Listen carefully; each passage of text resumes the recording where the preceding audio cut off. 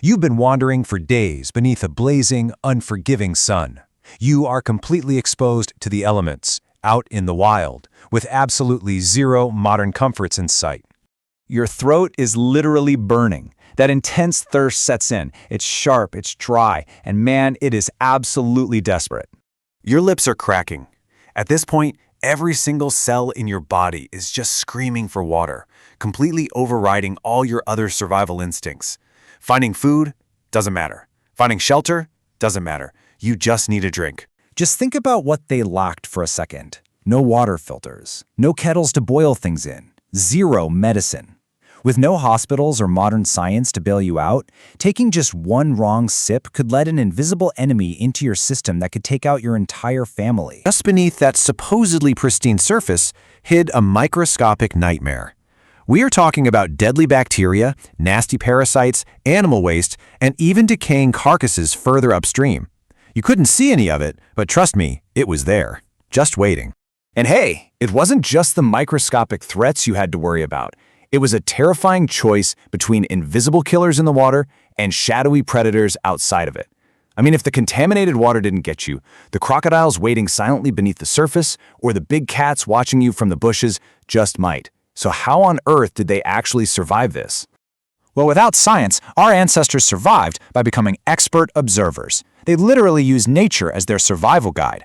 Step 1, watch the birds. Step 2, follow the elephants. Step 3, closely watch which pools the wild animals drank from. And crucially, pay attention to the ones every single creature completely avoided. Through this super careful observation, they started making safer choices.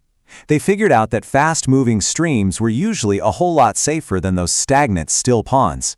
And water bubbling straight out of rocks or springs? Way fresher and safer than sitting in muddy puddles. But what about when the rivers were just too risky or totally dried up? Well, they got creative. They gathered rainwater whenever they could. During the dry seasons, they'd actually collect morning dew right off the leaves.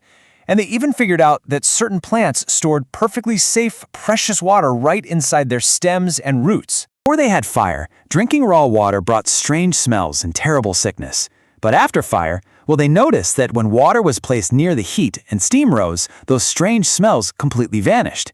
And most importantly, the families who drank that heated water got sick way less often than the ones drinking it raw. That simple observation is why families survived. Now, ancient humans obviously didn't know what bacteria was. They couldn't see microscopic life, but they noticed the patterns. Long before modern science could explain the why, the harsh, unforgiving reality of survival taught them the what. Generation after generation, their raw experience literally transformed into life-saving knowledge. Sometimes, entire camps would just disappear without leaving a single clue behind. A perfectly healthy, strong hunter could become too weak to even walk in a matter of days. To our ancestors, it must have honestly felt like some kind of evil spirit had possessed the water. So to fight back against this terrifying, invisible world, they came up with stories.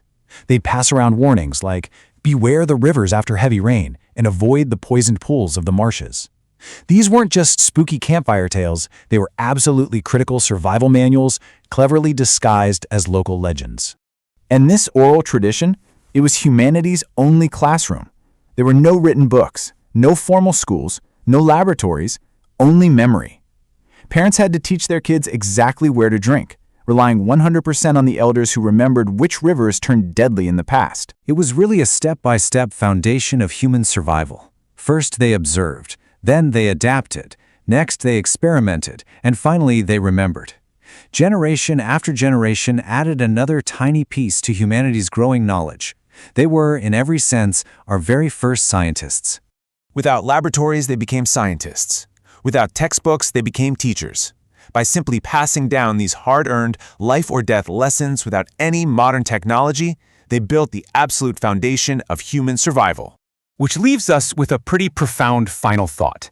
The next time you open a tap, will you remember the thousands of generations who risked absolutely everything for just one safe drink?